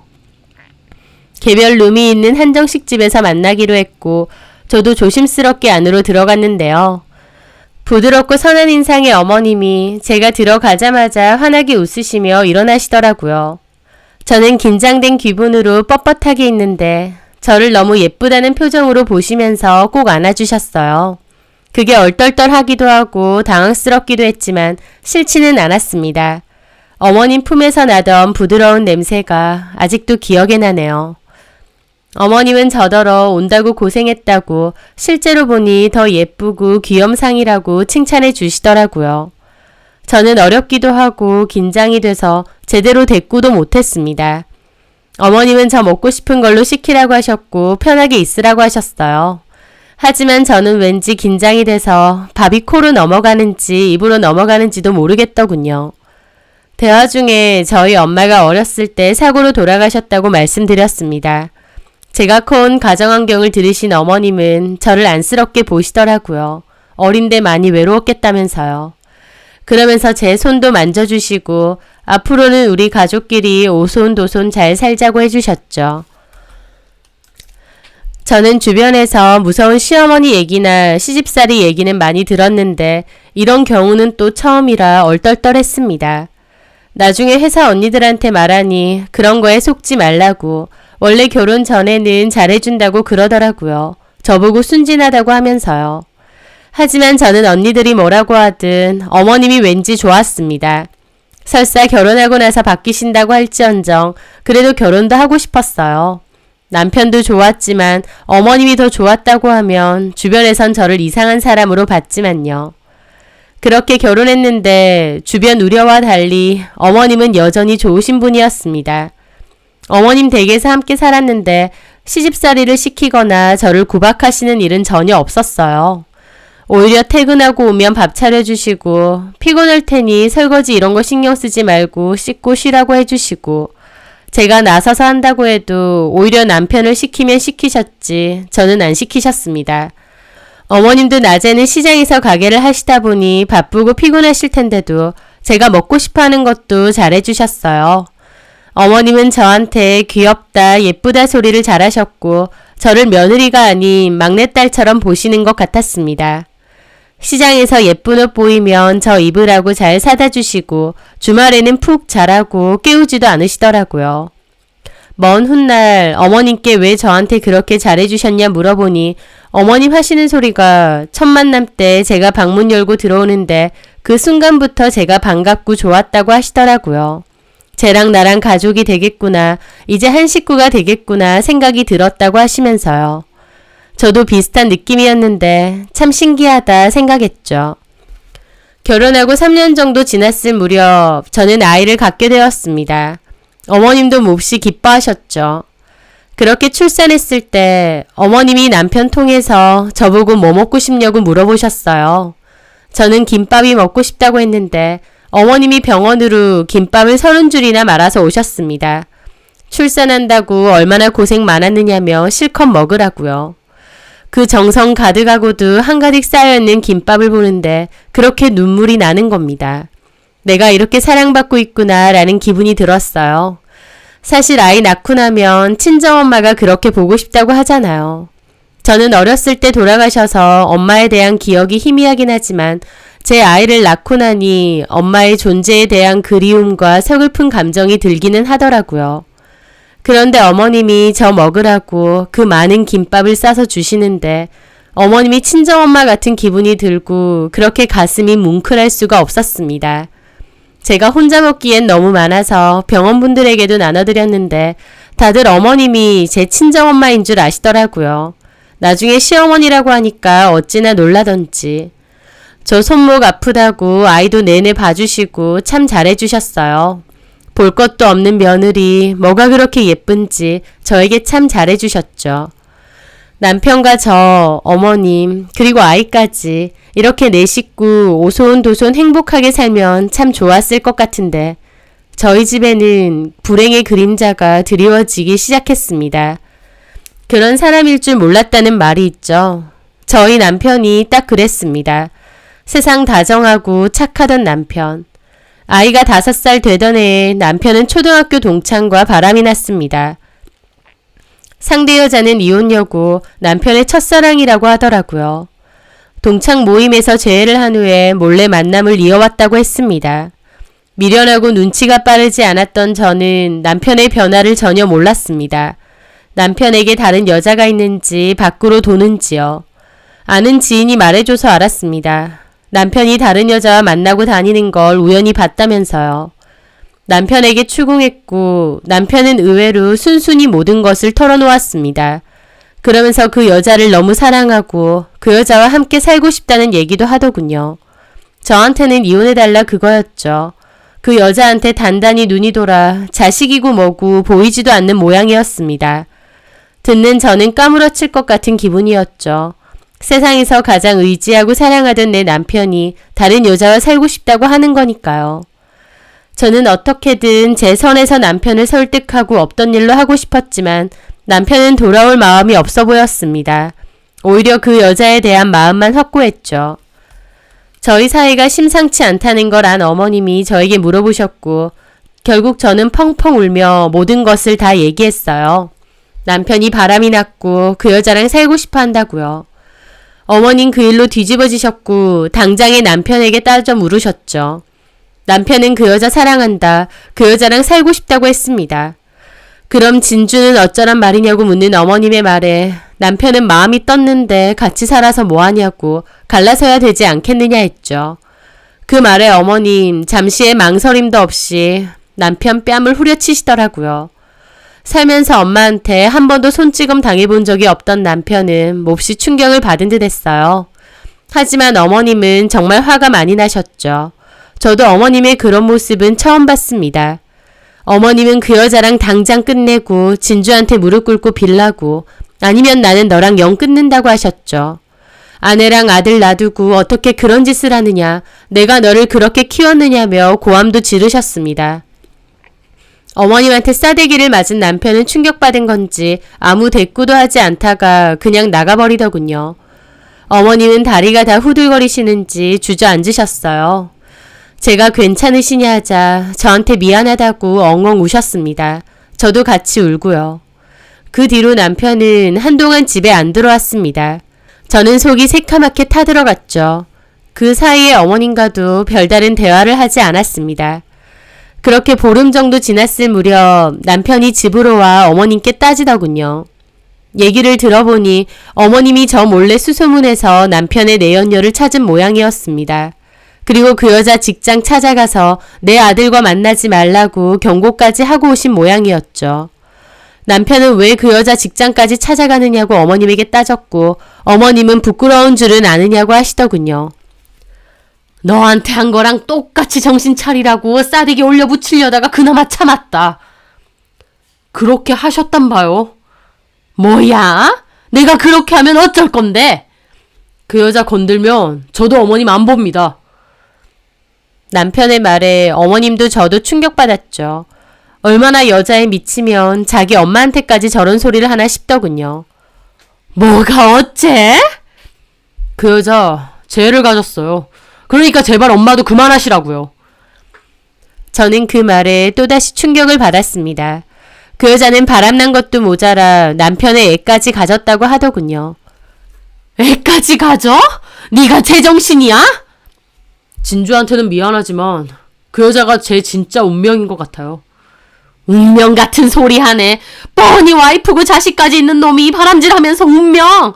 그 여자는 너 결혼한 것도 알고 애 있는 것도 알면서도 너랑 그러고 다녔어. 근데도 운명? 제 인생이에요. 저 알아서 할 겁니다. 이게 알아서 하는 거야? 간섭하지 마세요. 어쨌든 제 인생이에요. 저 그 여자랑 살 겁니다. 어머님도 그 여자 다시는 찾아가지 마세요. 찾아가면 어쩔 건데? 그럼 저 어머니 안 봅니다. 그 말에 어머님도 허탈한 웃음을 지으시더군요. 그래, 그럼 그러자. 앞으로 보지 말자. 어머니! 네가 먼저 인연 끊자고 안 했어? 부모 자식 간의 인연 네가 먼저 끊자고 한 거 아니냐? 제 말은 내가 어떻게 해주길 바래. 멀쩡히 아내고 자식이고 내팽개치고 딴집 살림한다는데 그렇게 하라고 해주리? 응원해줄까? 그건 아니지만 그래도 이렇게밖에 할 수 없는 저를 이해는 해주실 수 있잖아요. 나는 너 이해 못한다. 내 속으로 나왔지만 네 머릿속에 뭐가 들었는지 하나도 이해 못하겠다. 네가 뭐가 부족해. 진주가 너한테 얼마나 잘했어. 재영이는 네 자식은 안 보여? 여자한테 눈 뒤집히니까 부모 자식도 없어? 뭐라고 하셔도 저는 제가 하고 싶은 대로 할 겁니다. 그래, 그렇게 해라. 네가 뭐에 씌워도 단단히 씌인 모양인데 그렇게 해. 나도 이제 너 안 말린다. 남편은 그렇게 다시 집을 나갔습니다. 저는 왜 남편이 한순간에 변해버린 건지, 어떻게 나한테 이럴 수 있는지 너무 절망이었어요. 한동안은 눈물바람으로 시간을 보냈고 그 뒤로는 제 상황을 곰곰이 되돌아봤습니다. 남편은 그 여자에게 제대로 눈이 돌아있는 상태였고 저한테는 이혼을 요구하고 있는 상황이었습니다. 그때 당시에는 간통죄가 있어서 간통죄로 쳐 넣어버리고 싶은 마음도 있었어요. 하지만 그렇게 하면 이혼이 될 거고 이혼 후에 제 삶에 대해서도 생각을 해봐야 했습니다. 저는 그때 회사를 그만두고 집에만 있던 때다 보니 경제력이 없는 상황이었어요. 남편은 남편 앞으로 별로 재산이 없고 집도 어머님 집이었죠. 결국 팔은 안으로 굽는다고 이혼하면 이 집에서 나가줘야 되는 건 저와 아이였습니다. 어머님이 지금은 아들에게 실망해서 화를 내시지만 결국은 아들 편에 서지 며느리의 편에 서지는 않을 테니까요. 친정집으로 간다고 해도 저희 아빠 성격상 저를 더 나무라실 것 같고 거기서 지낼 수 있다고 해도 너무 힘들 것 같더라고요. 잘못은 남편이 했는데 제가 이러지도 저러지도 못하고 서러운 상황이 되어버린 겁니다. 어쨌든 남편이 유책 배우자니까 나도 이혼해주지 말고 버텨볼까 싶기도 하고 수많은 생각이 들었죠. 그런데 하루는 어머님이 저한테 얘기 좀 하자고 하시더군요. 저는 심장이 덜컹했죠. 어머님이 무슨 말을 하실까? 혹시 이혼해주라고 남편 대신 저를 설득하시려고 하는 건 아닐까 싶기도 하고요. 하지만 어머님의 말은 제 예상과는 달랐습니다. 진주야, 미안하다. 내가 자식 새끼를 잘못 키웠어. 착하고 바르게 키웠다 생각했는데 이럴 줄 몰랐다. 미안해. 어머님이 미안해 하실 일 아니세요. 아니다. 자식 잘못 키운 내 죄다. 네가 얼마나 마음고생이 심하겠어. 너는 어떻게 하고 싶니? 모르겠어요. 아무것도. 네가 하고 싶은 대로 해라. 꼴 보기 싫어서 이혼하고 싶으면 하고 이혼은 절대 못 해주겠다 싶으면 해주지 마. 네가 원하는 대로 해. 네가 무슨 선택을 하든 내가 네 편이 되어주마. 어머님의 말에 저는 눈물이 났습니다. 제가 무슨 선택을 하든 제 편이 되어주신다는 말이 그렇게 감사하고 든든할 수가 없더군요. 저는 결국 이혼을 하지 않기로 했습니다. 물론 제가 이혼을 안 한다는 뜻을 밝히니 남편은 더 이상 집으로 돌아오지 않았어요. 아예 나가서 사는 듯 했죠. 하지만 저도 끝까지 이혼해주지 않고 그 집에 있었습니다. 어머님과 둘이 살면서요. 주변에서는 저보고 미쳤다고 하더라고요. 차라리 이혼하고 위자료라도 받고 나오지 어떻게 남편도 없이 시어머니랑 사느냐고요. 근데 저는 아니었습니다. 어머님이랑 사는 게 편하고 힘든 점이 없었어요. 오히려 남편 없는 집에서 어머님과 저는 서로를 의지하며 잘 지냈습니다. 어머님과 저는 남편 얘기를 꺼내지 않았어요. 저는 그렇다 쳐도 어머님 입장에선 자식이니 아들이 보고 싶고 생각날 텐데 제 앞에선 절대 얘기하지 않으셨습니다. 그렇게 한 해, 두 해, 시간은 흘렀습니다. 어느덧 6년이라는 시간이 흘렀어요. 아이도 많이 컸고 어머님과 마치 친모녀처럼 편하게 잘 지냈어요. 사정을 모르는 사람들은 다 어머님과 저를 친모녀로 생각하더군요. 그러다가 남편이 집으로 찾아왔습니다. 남편은 저에게 돈을 줄 테니 이혼해달라고 했어요. 그 여자 낳은 자기 애도 커서 내년에 초등학교 가야 되는데 언제까지 호적 정리도 안 된 채 이렇게 있을 수 없대요. 그러면서 저더러 제발 좀 이혼해달라고 왜 남의 집에서 남의 엄마랑 그러고 사느냐고 따지더군요. 남의 집에서 남의 엄마랑 산다는 말이 참 이상하게도 가슴에 빗으로 꽂혔습니다. 그러면서 남편 한다는 소리가 남편이 따로 어머님 가게에 몇 번 찾아갔었대요. 그 여자랑 아이도 같이요. 아이를 보면 어머님 마음이 달라질 것 같아서 구태여 다 같이 찾아간 것 같은데 어머님은 그쪽으로 눈길도 안 돌리고 남편한테 나가라고 하더래요. 너 같은 자식 둔 적 없다고요. 남편이 손주니까 얼굴이라도 보라고 했다는데 어머님 왈 내 손주 지금 학교 가 있다고. 걔가 내 손주인데 왜 M1애를 보고 내 손주라 하느냐고 그냥 가라고 했답니다. 남편도 어머님의 매정한 모습에 결국 돌아갔다고 하고요. 남편은 저보고 자기 엄마를 어떻게 구워 삶았느냐고 저한테 도대체 바라는 게 뭐냐고 따지더군요. 엄마 집이라도 갖고 싶어서 버티는 거냐고요. 저는 참다 못해 남편에게 바람나서 집 나갔으면 조용히 찌그러져 살라고 했습니다. 어디서 부끄러운 줄도 모르고 나대고 다니느냐고요. 당신이 어쩌든 나는 이혼 안 해줄 거고 결국 당신 와이프는 첩이고 그 여자랑 낳은 자식은 외방 자식이다. 그건 명심해 라고 했습니다. 그리고 어머님이 그렇게까지 말하셨으면 당신을 자식으로 생각 안 하는 거 아니겠느냐 그랬죠. 제 말에 남편은 비웃더군요. 엄마가 당장은 그러셔도 결국 부모 자식 간 연을 어떻게 끊겠느냐. 결국 당신만 상처받을 테니까 이쯤에서 그만하고 이혼해주고 제발 나가라 하더라고요. 그렇게 다정하고 착하던 사람이 저렇게까지 모질게 변하는 건지 저는 남편이 다녀간 이후로 한동안 또 마음이 싱숭생숭했죠. 왜 어머님은 남편 다녀간 것도 말 안 하셨을까? 그 여자가 낳은 아이도 봤을 텐데 걔도 결국 손주인데 어머님이 보고 싶어 하지 않으실까 싶기도 하고요. 저는 어머님께 남편 다녀간 얘기를 전했더니 어머님도 저 신경 쓰일까봐 말 안 했다고 얘기해 주시더군요. 저는 어머님께 솔직히 말해달라고 아들인데 눈에 밟히고 그 여자가 낳은 손주도 보고 싶지 않으시냐고 했습니다. 어머님은 솔직히 궁금하지 않으면 거짓말이지만 끝까지 안 봤다고 하셨습니다. 내 며느리는 너 하나고 내 손주는 우리 재영이뿐이라고 하시면서요. 그 말에 저도 어머님 말씀만 믿기로 했습니다. 남편이 뭐라 하든 주변에서 뭐라 하든요. 남들 눈에는 바람나서 집 나간 남편 놔두고 시어머니랑 함께 사는 모습이 비정상적이고 이해가 안 될지 몰라도 저는 어머님 말씀 하나만 듣고 또 믿고 그 집에 있기로 했습니다. 그렇게 저는 남편도 없이 어머님과 15년을 살았습니다. 어머님은 저에게 더 이상 시어머니가 아니셨어요. 그냥 저한테는 엄마나 다름없으셨습니다. 그렇게 아이도 커서 어느덧 대학에 들어갈 때가 되었어요. 평범하지만 행복한 하루를 보냈었는데 어느 날 저희 집에는 청천벽력 같은 일이 생겼습니다.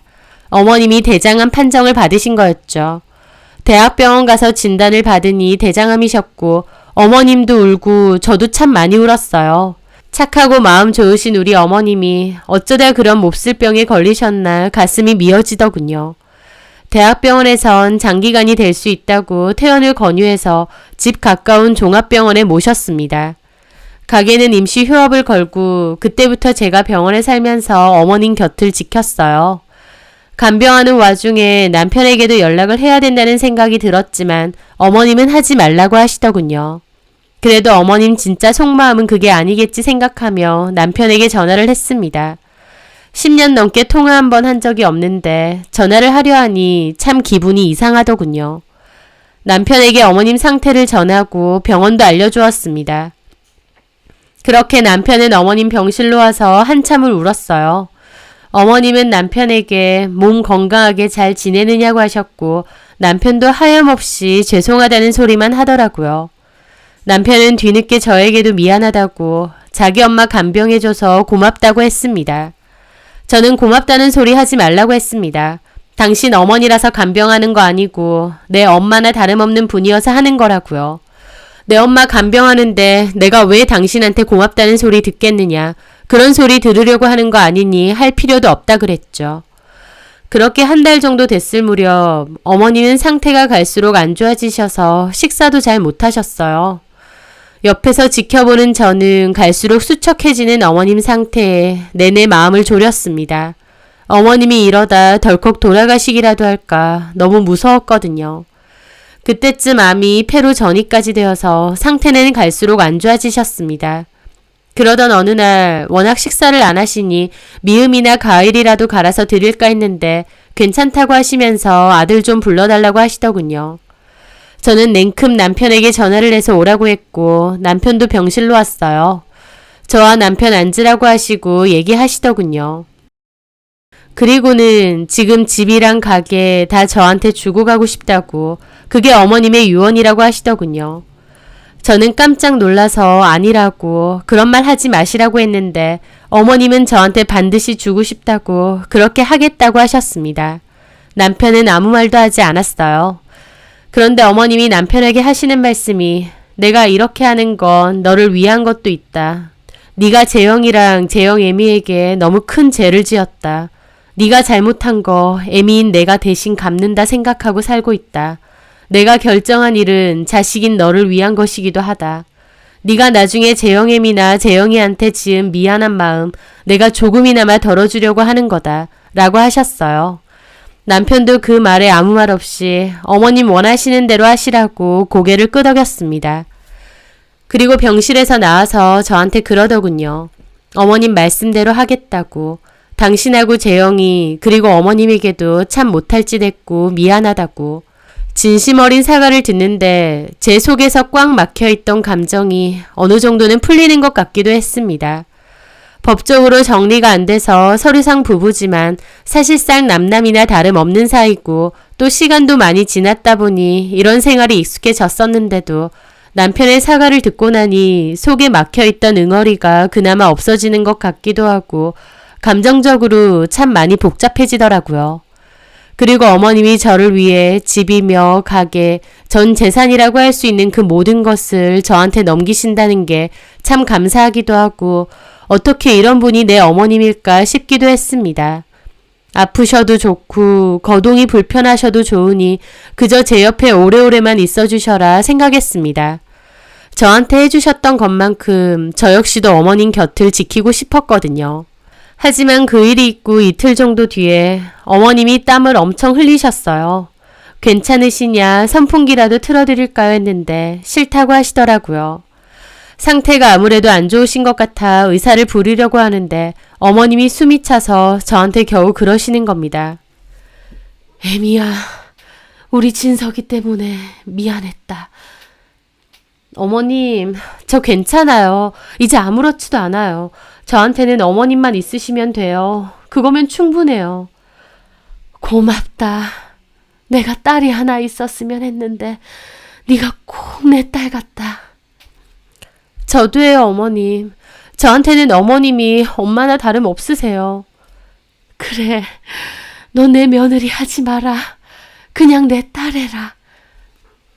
어머님은 그렇게 말하시며 희미하게 웃으셨어요. 저는 야윈 어머님 손을 잡고 한참을 울었습니다. 그러다가 보니 어느새 어머님 숨이 많이 차시고 기침이 심해지셨어요.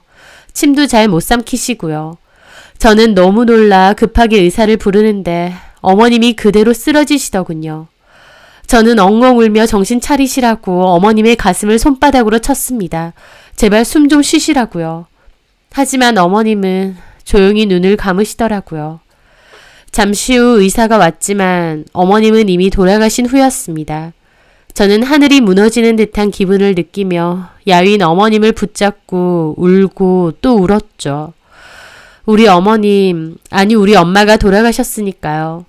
어찌나 울었던지 그 뒤로 기억이 없는데 병실에서 깨보니 저희 아들이 와 있고 남편이 와서 장례 준비를 하고 있다 했습니다. 저한테도 상복 입으라고 하는데 상복 보고 또 까무러치게 울었네요. 장례식에는 남편과 지금 살고 있는 그 여자와 그의 자식도 참석했습니다. 저한테 고개 숙이고 인사만 하고는 금세 돌아갔어요. 미움도 없었습니다. 그저 어머님이 돌아가셨다는 충격이 너무 크고 하염없이 슬프기만 했죠. 그렇게 어머님 돌아가신 후 어머님의 유언대로 집과 가게는 제가 받게 되었습니다. 그리고 남편에게는 뒤늦었지만 이혼 서류에 도장도 찍어주었어요. 어머님이 없으니 더 이상 이혼 안 해주고 버틸 이유도 없었습니다. 제가 이혼을 안 해준 건 이혼까지 해버리면 어머님마저 제 곁을 떠날 것 같았거든요. 이제 어머님이 안 계시니 그럴 필요도 없어진 거였죠. 그렇게 어머님이 제 곁을 떠나버리시고 텅 빈 집이 참 쓸쓸하고 사무치더라고요. 그 집에 있는 것만으로도 너무 힘들어서 한동안은 아들 자취방에서 함께 지내기도 했습니다. 그렇게 시간이 흐르고 어느 정도 마음 정리가 된 후 다시 집으로 돌아왔어요. 조금은 마음이 진정돼서 어머님 물건들을 찬찬히 보니 참 감사하다는 생각밖에 안 들었습니다. 아들이 딴 살림 차리겠다고 하면 어머님도 얼마든지 아들 편에 서서 저한테 나가라고 하실 수도 있으셨어요. 그리고 새 며느리, 새 손주랑 재미있게 사실 수도 있었겠죠. 하지만 저희 어머님은 그렇게 하지 않으셨습니다. 저에 대한 의리를 지켜주셨고 남편 대신 제 곁을 끝까지 지켜주셨어요. 그렇게 어머님에게 받은 큰 사랑을 못 돌려드린 것이 한이 되고 살아생전 더 잘할 걸 후회가 되지만 한켠으론 저에게 이런 깊은 사랑을 주신 것에 너무 큰 감사함을 느낍니다. 어머님이 있어서 커오면서 느껴보지 못했던 엄마의 사랑도 알게 되고 남편으로부터 받은 상처도 씩씩하게 견딜 수 있었어요. 그것만으로도 남편과 결혼한 건 너무 잘한 일 같습니다. 어머님을 만났고 평생 많은 추억 만들며 함께 있었으니까요. 어머님, 그곳에서 아프지 마시고 행복하게 잘 지내셨으면 합니다. 언젠가 저도 어머님 따라가는 날 그곳에서는 시어머니와 며느리가 아닌 엄마와 딸로서 제가 효도 많이 하면서 지켜드릴게요. 끝까지 하지 못한 말 이렇게나마 전하고 싶네요. 사랑합니다. 엄마.